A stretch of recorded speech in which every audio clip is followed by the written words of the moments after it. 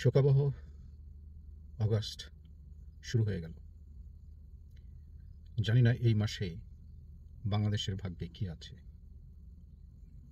একজন সেনা কর্মকর্তার একটি মন্তব্য দেখে আমি শিহরিত হয়ে উঠলাম।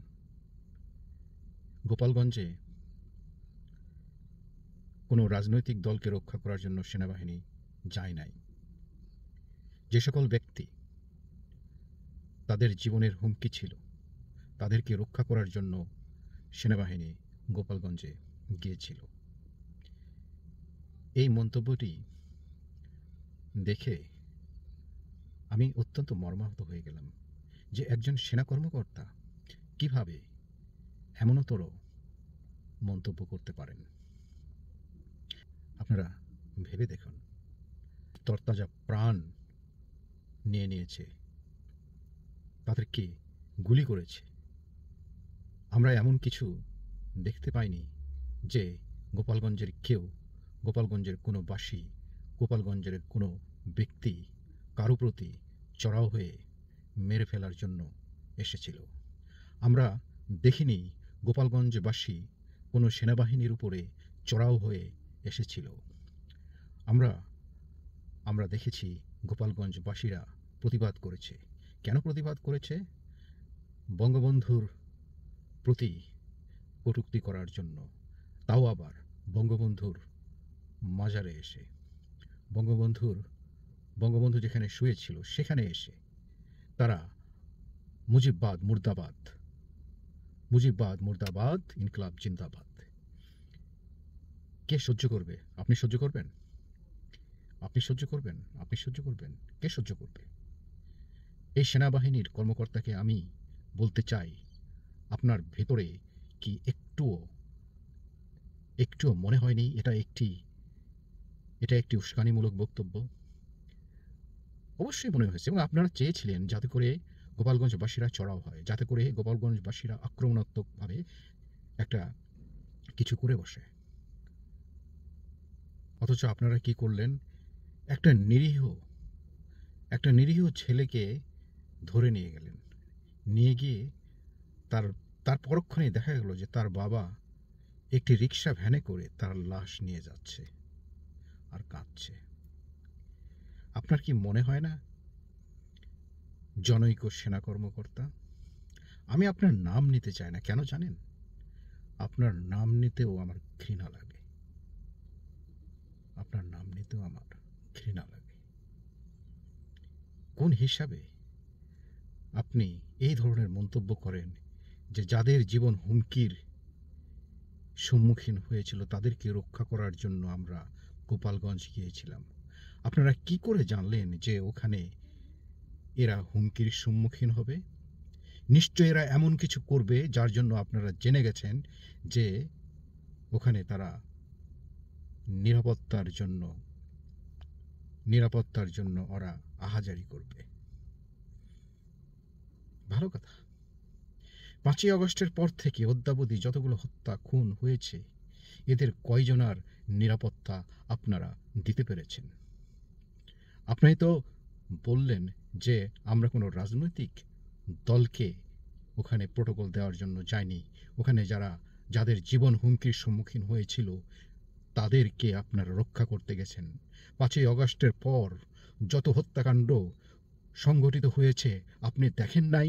একজন মানুষকে ঘর থেকে কিভাবে টেনে হিঁচড়ে বের করে মেরে ফেলা হয়, একজন মানুষকে কিভাবে রাস্তায় পিটতে মেরে ফেলা হয়, একজন নারীকে কিভাবে লোহার রড দিয়ে তার যোনির ভিতরে ঢুকিয়ে দেওয়া হয় এবং সেই নারী কাতরাতে থাকে। আপনারা দেখেন নাই? আপনারা কি তাদেরকে রক্ষা করতে পেরেছেন? তাদেরকে কি রক্ষা করতে পেরেছেন? আপনি এই ধরনের মন্তব্য কিভাবে দেন? আপনি জনগণ আপনাদেরকে ছাড়বে না। জনগণ আপনাদেরকে ছাড়বে না। এই জনগণই হচ্ছে আসল জনগণ। আপনারা যে জনগণের কথা বলছেন তারা আসল জনগণ নয়। তারা বাংলাদেশকে কোনোভাবেই ভালোবাসে না। তারা বাংলাদেশকে ভালোবাসতে পারেই না। 5ই আগস্টের পর থেকে আজ পর্যন্ত এই পর্যন্ত বাংলাদেশকে একটা কুরুক্ষেত্র বানিয়ে দিয়েছে। বাংলাদেশকে একটা কুরুক্ষেত্র। আপনারা কয়দিন ঘুমিয়ে থাকতে পেরেছেন 5ই আগস্টের পর থেকে আজ পর্যন্ত? চাঁদাবাজি, খুনি, ধর্ষণ, খুন, সবকিছুই আপনারা উপহার দিয়েছেন।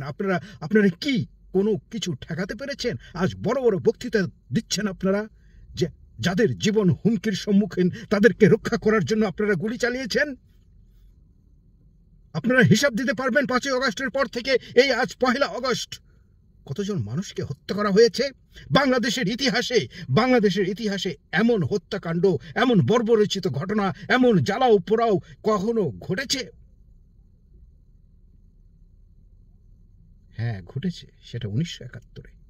1971-এর 9 মাসে তারা 30 লক্ষ আমাদের আমাদের আমাদের বাংলাদেশের সাধারণ মানুষকে নির্বিচারে হত্যা করেছে।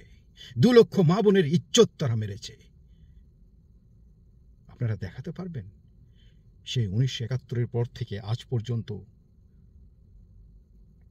বাংলাদেশের ইতিহাসে এই যে 24 ষড়যন্ত্রের ইতিহাস, এরা বাড়ি জ্বালিয়ে দিয়েছে, এরা বঙ্গবন্ধুর বাড়ি ভেঙে চুরমার করে দিয়েছে, এরা কল কারখানা পুড়িয়ে দিয়েছে, এবং এমনও ঘটনা ঘটেছে এরা নিজেরাই একটা হোটেল পুড়িয়ে দিতে গিয়ে তারা নিজেরাই সেই আগুনে ঝলসিয়ে গিয়েছে।